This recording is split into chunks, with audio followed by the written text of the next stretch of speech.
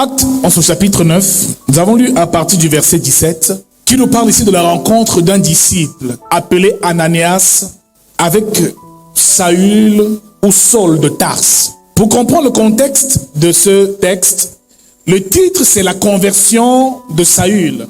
Saül qui est devenu Paul par la suite, l'apôtre Paul. Saül habitait la ville de Tarse et était un homme qui terrorisait l'église et qui tuait les chrétiens. Il venait donc fraîchement de l'exécution d'Étienne, car Étienne est mort comme un martyr. La Bible nous fait comprendre ici que Saül était un terroriste, un persécuteur de l'église, et laissez-moi vous dire qu'il était sincèrement dans l'erreur. Beaucoup persécutent l'église, font du mal à l'église, sans savoir ce que représente l'église. Dis avec moi, l'église c'est le corps de Christ. Alors il était en direction vers Damas, lorsque Jésus-Christ le rencontre et lui dit, Saul, Saul, pourquoi me persécutes-tu? Bien-aimé dans le Seigneur, il s'attaquait à l'église. Il n'a pas touché Jésus physiquement. Mais laisse-moi te dire que celui qui s'attaque à l'église du Seigneur Jésus-Christ s'attaque à Jésus-Christ lui-même, car l'église c'est son corps, il est la tête et nous sommes les membres. Bien-aimé dans le Seigneur, Saül était un homme mauvais, animé d'une colère contre l'évangile et contre la doctrine prônée et prêchée par Jésus-Christ. C'était un homme qui faisait du mal aux chrétiens et qui avait un édit qui avait été signé pour enchaîner les chrétiens et les conduire vers Jérusalem afin qu'ils soient enfermés, d'autres même tués. Bien-aimé dans le Seigneur, ce méchant un jour, Jésus l'a rencontré. Je prophétise dans ta vie que Jésus rencontrera le méchant de ta famille, le sorcier qui terrorise ta maison, l'homme fort qui est assis dans ta vie et qui empêche que tu entres dans ton héritage. Mon frère, les chrétiens étaient persécutés, mais ils ne priaient pas pour la mort de Saül. Et laissez-moi vous dire qu'ils priaient pour que Jésus le rencontre. La plus grande prière que tu puisses faire, la prière la plus meurtrière, ce n'est pas de prier pour la mort de tes ennemis, mais c'est de prier pour que Jésus les rencontre. Parce que le jour où Jésus va rencontrer le méchant, rencontrer celui qui te terrorise, mon frère, sa vie va totalement et radicalement changer. La Bible déclare que lorsque Jésus s'est présenté à lui, Saül est devenu aveugle. Mon frère, il va d'abord aveugler tes ennemis. Alléluia. Aveugler ton ennemi, celui qui te terrorisait va être aveuglé. Il va cesser ses œuvres nocturnes et sataniques. Par la suite, quand il a appelé Saül, Saül, pourquoi me persécutes-tu? Saül s'est retrouvé aveugle et par la suite il s'est prosterné. Mon frère, celui qui te terrorisait, lorsque Jésus va le rencontrer, il sera obligé de se car sur terre tout genou fléchit. Sous terre et dans les cieux, les genoux fléchissent. Bien aimé, quand Jésus arrive dans la vie d'une personne, qu'elle soit bonne ou mauvaise, cette personne ne peut que se On perd du temps à prier contre nos ennemis, à les écraser. La plus grosse prière et la prière la plus puissante, c'est de dire, Seigneur, rencontre-le. Jésus touche-le. Jésus touche son cœur. Jésus transforme-le. C'est pour ça qu'il dit, priez pour vos ennemis. Bénissez vos ennemis. Bien aimé, parce que Dieu peut même utiliser un ennemi et l'utiliser pour sa gloire. Donc faites attention quand nous prions et nous les têtes des sorciers. Nous souhaitons leur mort dans nos prières. Faites attention parce que Dieu peut l'utiliser. Amen. Alors Jésus apparaît à Saül. Et la Bible nous fait comprendre ici qu'il est devenu aveugle et que pendant 3 jours, il s'est mis à jeûner et le Seigneur l'a conduit quelque part. Il devait rencontrer un serviteur qu'on appelle Ananias qui était aussi un disciple. Lorsque Ananias, Jésus vient le rencontrer pour lui dire d'aller prier pour Saul ou Saül, mon frère, Ananias n'en revenait pas. C'est comme si le plus grand marabout de ta famille, Dieu te dit d'aller prier pour lui et de lui imposer les mains. C'est comme si le plus grand sorcier satanique que tu connaisses, Dieu te dit d'aller lui imposer les mains. Mon frère, il n'est pas facile souvent de prier pour les méchants, parce que les méchants nous ont fait du mal et nous font beaucoup de mal. Mon frère, mais Dieu nous demande de transcender cela et de servir. Bien-aimé dans le Seigneur, quand Dieu a choisi un homme, quand la grâce de Dieu visite une personne, il faut simplement se plier et prier pour elle. Il dit, Jésus, non, je ne peux pas prier pour lui. Cet homme a fait tellement de mal. Comment est-ce que je vais prier pour une telle personne? En plus, même lui imposer les mains. Bien-aimé dans le Seigneur, celui qui me persécute, je vais quand même prier pour lui. Dis avec moi, c'est très fort. C'est un très grand niveau dans la dimension spirituelle et dans la marche avec Jésus, la dimension où nous prions pour nos ennemis, où nous ne les lions pas, mais où nous prions pour que Jésus les rencontre. La Bible nous fait comprendre ici que Jésus parle à Ananias pour le rassurer. Il lui dit, cet homme est un instrument. Cet homme est un instrument que j'ai choisi. Il lui dit, cet homme est un instrument que j'ai choisi pour porter mon nom dans les nations, auprès des rois et devant les fils d'Israël. Ce qui veut dire que Jésus l'a choisi. Cet homme est un homme que j'ai choisi pour porter mon nom. Et il dit par la suite au verset 16, je lui montrerai tout ce qu'il doit souffrir pour moi. Donc bien aimé, dès l'instant où l'ennemi est saisi par Jésus-Christ, il sera obligé de le servir et d'annoncer son nom partout.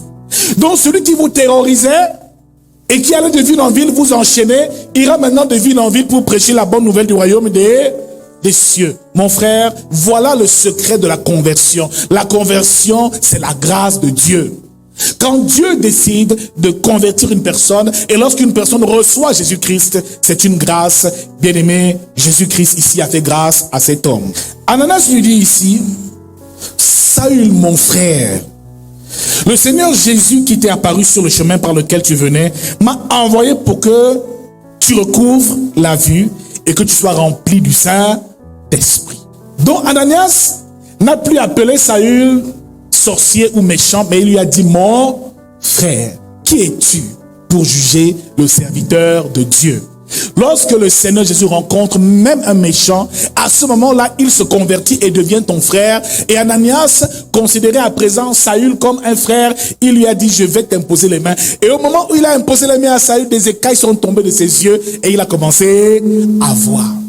Ce qui nous intéresse dans ce texte, c'est le verset 20. Mais avant le verset 20, nous sommes au verset 19 qui nous dit, et après qu'il eut pris de la nourriture, les forces lui revinrent. Saül resta quelques jours avec les disciples qui étaient à Damas. Et le verset 20, celui-même qui nous interpelle ce matin.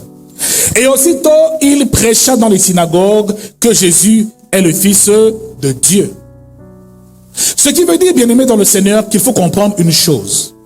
Saül, à l'instant où il a reçu le Saint-Esprit, à l'instant où Ananias lui a imposé les mains et a prié pour lui, la vie spirituelle a commencé. La mission a commencé. Mon frère, ma soeur, dès l'instant où tu deviens enfant de Dieu, où tu nais de nouveau, la mission commence pour toi. L'un des signes qui atteste que Jésus t'a rencontré, et que tu deviens un disciple, et que la semence de Christ est en toi, c'est ce zèle, ce feu dévorant qui t'anime et qui te donne envie d'aller annoncer la bonne nouvelle du royaume des cieux à toute la création. Tu n'as pas besoin d'un diplôme en théologie pour le faire. Tu n'as pas besoin d'être pasteur pour le faire. Tu n'as pas besoin d'être évangéliste pour le faire. Un simple verset suffit. Ou alors le témoignage de ta vie. Ce que Jésus a fait pour toi suffit pour gagner les âmes. Mon frère, si tu es enfant de Dieu et que tu n'as jamais gagné une âme au Seigneur, c'est qu'il y a un problème. C'est un signe. C'est un moyen de reconnaître quand le zèle te touche. Et Jean chapitre 2 verset 17, Jésus dit, le zèle de ta maison me dévore. Mon frère, quand le zèle est là, tu peux tout accomplir. Tu ne dors pas. Tu t'empresses de faire l'œuvre de Dieu et d'accomplir la mission de Dieu. Mon frère, quand tu reçois l'appel et tu restes le même, tu viens à l'église tous les jours, tu rentres, ça veut dire que le feu n'est pas encore allumé. Mon frère, je déclare que ce feu s'allume ce matin dans ta vie au nom de Jésus-Christ. Une dimension où le zèle te dévore au point où tu n'arrives pas à rester chez toi. Tu veux tout le temps être à l'église. Tu veux tout le temps chanter et prier. Tu veux rencontrer une personne, à peine tu dis bonjour, tu commences seulement à lui parler de l'évangile. Que quand tu rencontres une personne, tu veux seulement lui parler de l'évangile. Tu veux seulement parler de la bonne nouvelle du royaume de Dieu. Tu veux seulement parler aux gens de ce que Jésus a fait pour toi. Mon frère, le signe qui montre que Christ t'a réellement visité, c'est ce zèle. C'est ce désir, c'est ce feu. Mon frère, tu ne peux plus te taire. C'est plus fort que toi. Tu veux seulement agir et accomplir des choses pour la gloire de Dieu. Ta vie ne trouve de sens que dans l'exercice du ministère, que dans le fait de servir Dieu de quelque manière que ce soit. Tu n'as pas besoin d'être évêque pour le faire. Tu n'as pas besoin d'aller à l'école biblique ou de théologie pour le faire. Mon frère, c'est un mécanisme naturel à la nouvelle naissance. Quand Jésus te rencontre, tu es toujours habité par ce désir. C'est comme une soif, une faim qui ne s'arrête que lorsque tu as parlé de Jésus. Mais je connais des pasteurs qui ne gagnent aucune âme. Je connais des chrétiens qui ne parlent de Jésus à personne. J'en connais qui ont même peur de mettre le nom de Jésus dans leur propre statut. J'en connais qui ne font pas réellement l'œuvre de Dieu et qui manquent de zèle. Mon frère, l'une des qualités ce matin, c'est le zèle qui nous conduit à gagner les âmes et à devenir ce qu'on appelle faiseurs de disciples. La Bible déclare que ces hommes étaient étonnés au verset 21. Tous ceux qui l'entendaient étaient tous dans l'étonnement et disaient, n'est-ce pas celui qui persécutait à Jérusalem, ceux qui invoquent ce nom? Et n'est-il pas venu ici pour les amener liés devant les principaux sacrificateurs? Cependant, Saül se fortifiait de plus en plus. Tu as envie de lire la Bible. Tu as envie d'être dans la présence de Dieu. Tu as envie d'être au sein de la communauté. Tu as envie de partager les mystères du royaume des cieux parce que ta naissance est céleste à présent. Tu n'es plus un homme de la terre, tu es connecté au ciel et tes yeux sont rivés vers le ciel à présent. Tu ne t'occupes plus des choses du monde, mais tu t'occupes des choses du royaume maintenant. Voilà le signe qui montre que Christ t'a visité, qui montre que le disciple, son cœur a été touché. Mon frère, tu ne peux jamais servir Dieu à une certaine dimension si cette rencontre n'a pas été faite. Il faut soupirer après elle. Les autres vont être dire, mais c'est pas possible. N'est-ce pas lui qui cherchait les prostituées avec nous? N'est-ce pas elle qui se prostituait? C'est pas celui-là qui fumait et qui allait de boîte de nuit en boîte de nuit. Quand Jésus le rencontre, il arrête. Il commence à parler de Jésus. Jésus vient te changer radicalement.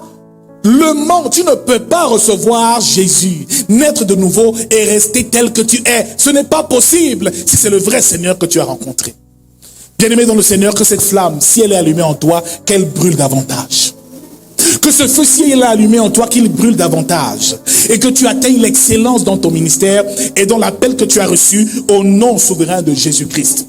Alors ici, la Bible déclare, ici, que cependant Saül se fortifiait de plus en plus. Et il confondait les Juifs qui habitaient Damas, démontrant que Jésus est le Christ. Ça veut dire quoi?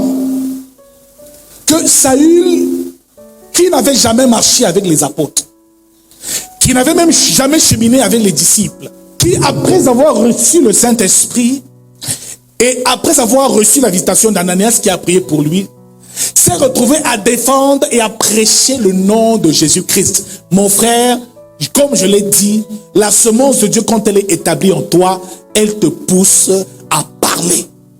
Elle te pousse à témoigner. Elle te conduit à ce genre de choses. Mon frère, ma soeur, c'est immédiatement qu'il a commencé le service. Il ne vient pas comme certains fidèles pendant 10 ans dans la même église, assis à la même place. Le pasteur prêche, et il prêche, et il prêche, et il prêche. Il se lève, il rentre faire sa vie en semaine. Le dimanche qui suit, il vient encore. Le pasteur prêche, prêche. À quel moment est-ce qu'il va aussi servir?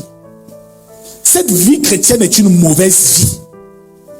Une vie centrée sur nous-mêmes, qui ne nous pousse pas à aller vers les autres, à gagner les autres, à nous reproduire. Car le secret de la reproduction est détenu dans cette nouvelle naissance-là et dans cet appel que Dieu nous fait. Quand il t'établit disciple, tu dois devenir un faiseur de disciples. Quand ton âme est gagnée, tu dois maintenant à présent gagner les âmes. Mon frère, c'est tout ce qui pour Dieu. Dès l'instant où tu acceptes Jésus-Christ, tu es déjà sauvé. Ce qui compte et qui te donne des points dans le spirituel, des points aux yeux de Dieu, qui fait à ce que Dieu t'élève chaque jour. C'est ta capacité à présent à gagner les âmes.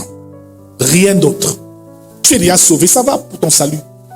Mais maintenant, ce qui augmente ton galon et qui te qualifie, qui te permet vraiment d'avoir une place de choix aux yeux de Dieu, c'est le nombre d'âmes que tu gagnes. Ferme un œil, regarde ton voisin, dis-lui, en cette année 2021, c'est le temps du bilan. Combien d'âmes as-tu gagné? Pourtant, tu chantes à l'église.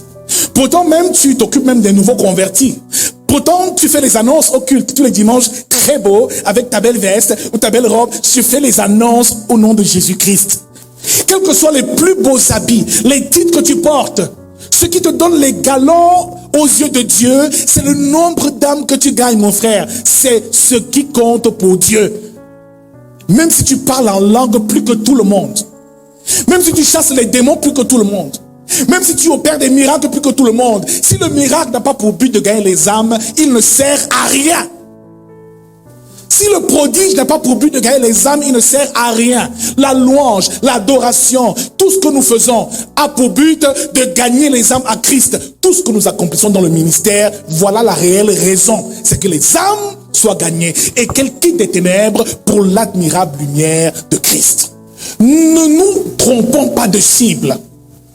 Et ne faisons pas les choses comme une simple répétition ou un rituel. À chaque fois que tu adores, il faut que ton adoration arrive au niveau où un cœur soit touché.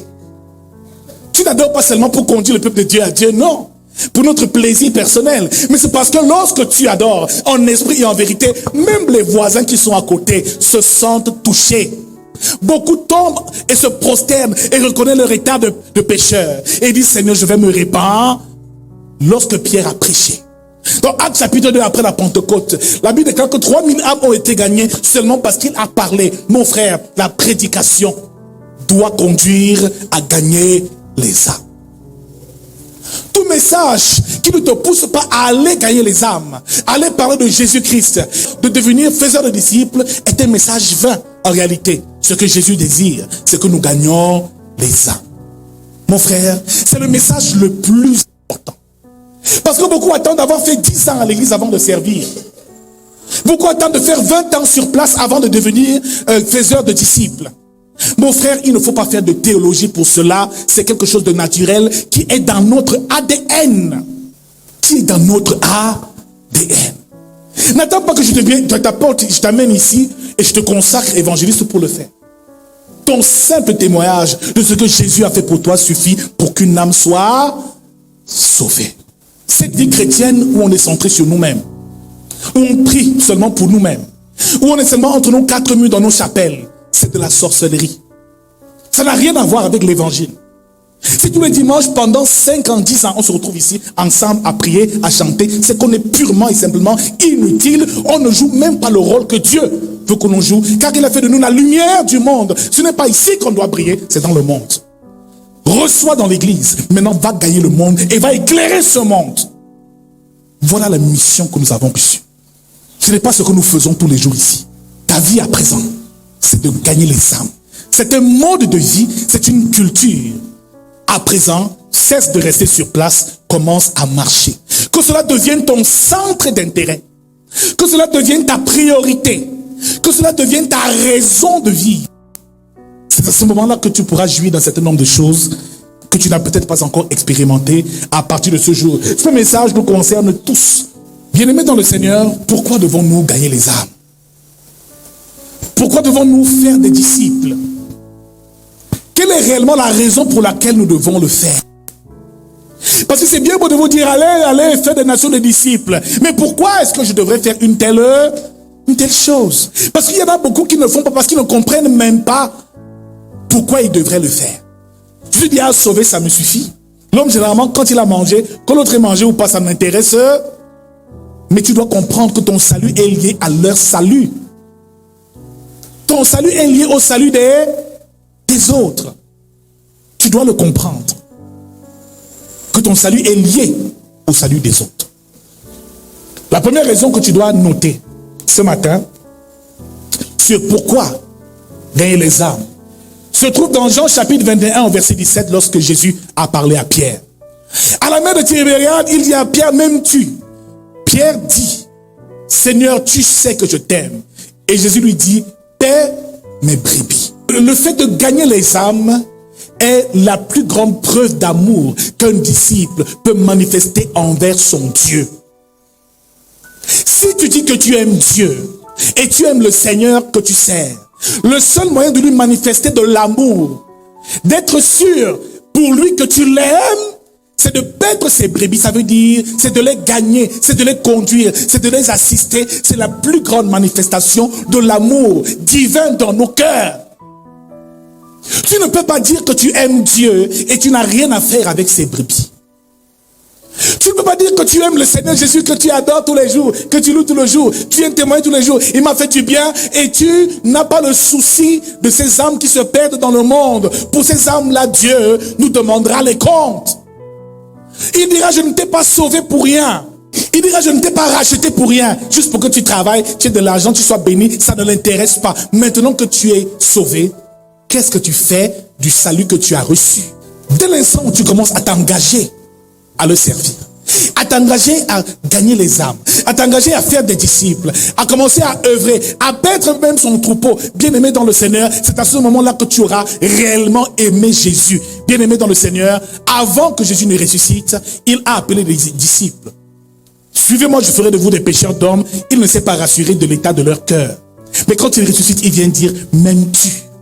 Parce que s'il l'aimait, ils auraient marché selon sa volonté et ils auraient continué la mission. Mon frère, le seul moyen de dire et de manifester un réel amour pour Dieu, c'est de perdre son troupeau. C'est de gagner les âmes. C'est d'avoir le souci de tous ceux qui souffrent. Ces gens sont dans ta famille. Ces âmes sont dans ton lieu de service. Ces âmes sont tes voisins. Ces âmes, ce sont les gens que tu trouves en bordure de route, dans les taxis, dans les transports en commun. As-tu le souci de toutes ces âmes?